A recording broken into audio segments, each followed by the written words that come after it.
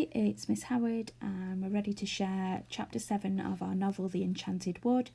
This chapter is called Beth Makes Some Toffee for Moonface.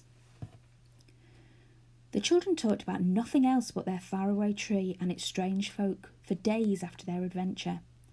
Beth said they must certainly keep their promise to take Toffee to Moonface. Promises must never be broken, she said. I will make some toffee if Mother will let me have the sugar, syrup and milk. Then, when it's done, you can take it to Moonface, Joe. Mother said they could make the toffee on Wednesday after she had been to the shops. So on Wednesday, Beth set to work making the best, sweetest, chewiest toffee she could. She set it in a pan on the stove. It cooked beautifully. When it had cooled and was set nice and hard, Beth broke it up into small pieces. She put them into a paper bag, gave one piece each to the others, and popped one into her own mouth. I'll have to go at night, I think, said Joe. I shan't get out of any time this week, I know. We're so busy with the garden now. So that night, when the moon was shining brightly in the sky overhead, Joe slipped out of bed. Beth and Franny woke up and heard him. They hadn't meant to go with him, but when they saw the moonlight shining everywhere and thought of that exciting faraway tree, they felt they simply couldn't stay behind. Wouldn't you have felt that too? They dressed quickly and whispered through Joe's door. We're coming too, Joe. Wait for us. Joe waited. Then they all three slipped down the creaky stairs and out into the moonlit garden. The shadows were very black indeed, just like ink. There were no colour anywhere, only just the pale, cold moonlight. They were soon in the Enchanted Wood, but dear me, it was quite different now. It was simply alive with people and animals. In the very dark parts of the wood, little lanterns hung in rows. In the moonlit parts, there were no lanterns, and a great deal of chattering was going on. Nobody took any notice of the children at all. Nobody seemed surprised to see them. But the children were most astonished at everything. There's a market over there, whispered Joe to Beth. Look! There's necklaces made of painted acorns and brooches made of wild roses. But Beth was looking at something else. A dance going on in the moonlit dell, with fairies and pixies chattering and laughing together. Sometimes, when they were tired of dancing on their feet, partners would fly in the air and dance there in the moonlight. Franny was watching some elves growing toadstools. As fast as the toadstool grew, an elf laid a cloth on it and put glasses of lemonade and tiny cakes there. It was all like a strange dream. Oh, I'm glad we came, said Beth in delight. Who would have thought that the Enchanted Wood would be like this at night? They wasted a great deal of time looking at everything, but at last they got to the faraway tree. And even here there was a great difference. The whole tree was hung with strings of tiny lights and glittering softly from the branch to branch, rather like a very enormous Christmas tree. Joe saw something else. It was a stout rope growing from branch to branch for people to hold on to when they wished to go up the tree. Look at that, he said. It'll be much easier to get up tonight. All we have to do is just hold on to the rope and pull ourselves up by it. Come on. Other folk, and some animals too, were going up the tree. Not to the land at the top, but to visit their friends who lived in the trunk of the enormous old tree. All the doors and windows were open now, and there was a great deal of laughing and talking going on. The children climbed up and up. When they came to the window of the pixie, who had been so angry with them last week because they had peeped in, they found he was in a very good temper now, sitting smiling at his open window, talking to three owls. But Joe didn't think they had better stop, in case the pixie remembered them and threw water over them again. So on they went, holding onto the thick rope, climbing very easily. They came to Silky's house and called her.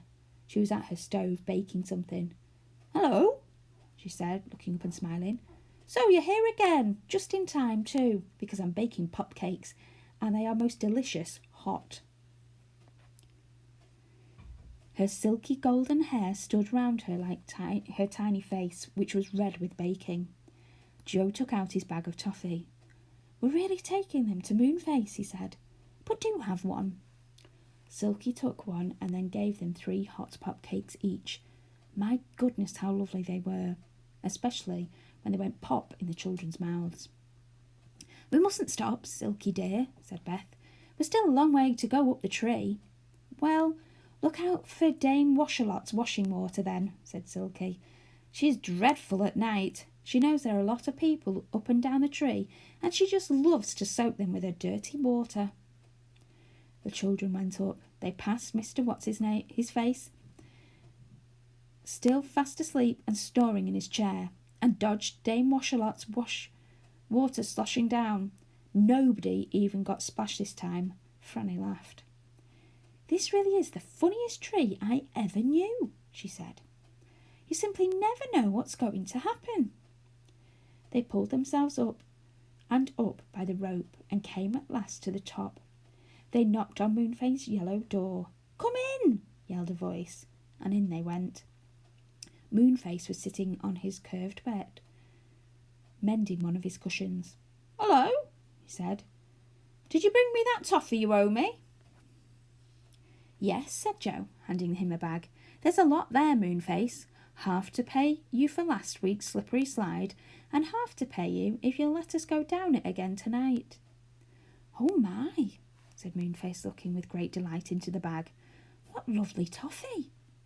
He crammed 4 large pieces into his mouth and sucked with joy. Is it nice? Said Beth. Answered Moonface, quite unable to speak properly, for his teeth were all stuck together with the toffee. The children laughed. Is the roundabout land at the top of the faraway tree? Asked Joe. Moonface shook his head. Wobble, he said. What land is there now? Asked Franny. Moonface made a face and screwed up his nose. Wobble, wobble, wobble, wobble, wobble, he said very earnestly. Oh dear, we shan't be able to get anything out of him at all whilst he's eating toffee, said Beth. He'll just obble away. What a pity. I would have liked to know what strange land was there tonight. I'll just go up and peep, said Joe, jumping up. Moonface looked alarmed. He shook his head and caught hold of Joe. Obble, obble, obble, obble, he cried. It's all right, Moonface. I'm only going to peep, said Joe. I shan't go into the land. Obble, obble, obble, obble, cried Moonface with a fright, trying his best to swallow all the toffee so that he could speak properly. Obble! Joe didn't listen. He went out of the door with the girls and climbed up the last branch of the faraway tree. What strange land it was about this time? Joe peered up through the dark hole in the cloud, through which a beam of moonlight shone down. He came to the little ladder that ran up to the hole in the cloud. He climbed up it, his head poked into the land at the top. He gave a shout. Beth! Franny! It's a kind of ice and snow. There are big white bears everywhere. Oh, do come and look. But then a dreadful thing happened. Something lifted Joe right off the ladder, and he disappeared into the land of ice and snow above the cloud. Come back, Joe! Come back! Yelled Moonface, swallowing all his toffee in fright. You mustn't even look, or the snowman will get you. But Joe was gone. Beth looked at Moonface in dismay. What shall we do? She said. And that's the end of chapter 7. We'll have to find out tomorrow what happens next.